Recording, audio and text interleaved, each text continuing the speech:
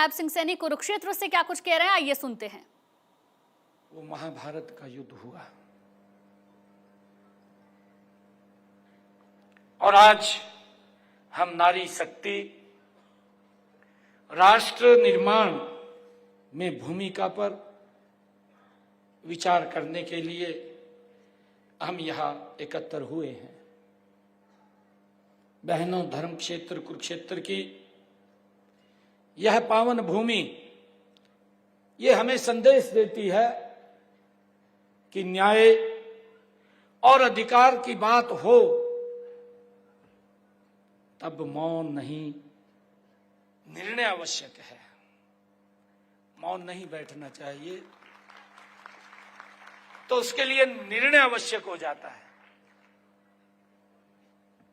आज फिर ऐसा समय हमारे सामने खड़ा हुआ है जब समाज में नारी के अधिकारों के लिए आवाज उठाना आज हम सब के लिए जरूरी है।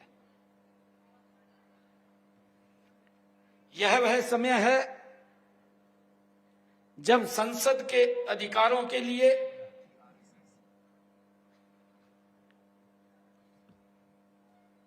आवाज उठाना हम सब के लिए ये जरूरी है।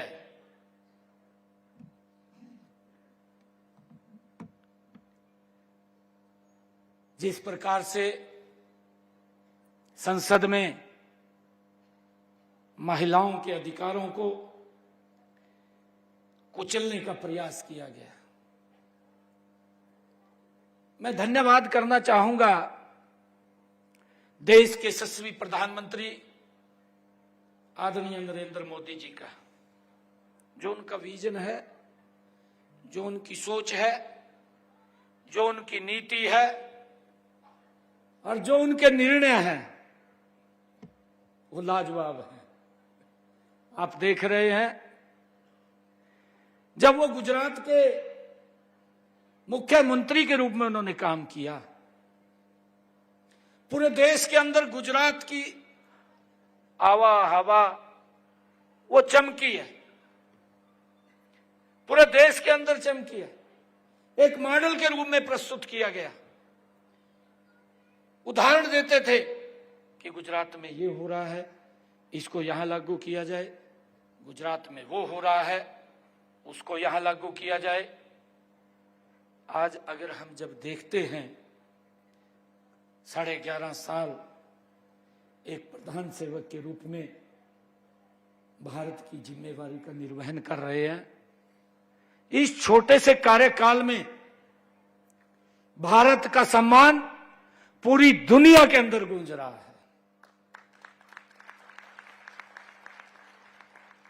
यह हमारे लिए गर्व की बात है। आदरणीय प्रधानमंत्री जी ने अभी पिछले दिनों जब उन्होंने एक संकल्प लिया था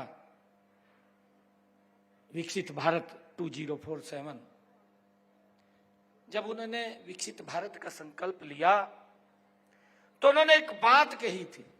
प्रधानमंत्री जी ने कहा था कि हम विकसित भारत की कल्पना तब कर सकते हैं जब हम इन 4 स्तंभों के ऊपर काम करें, उनको मजबूत करें, तब हम विकसित भारत की कल्पना कर सकते हैं। वो 4 स्तंभ थे, उनमें सबसे पहला जो स्तंभ था वो महिला था।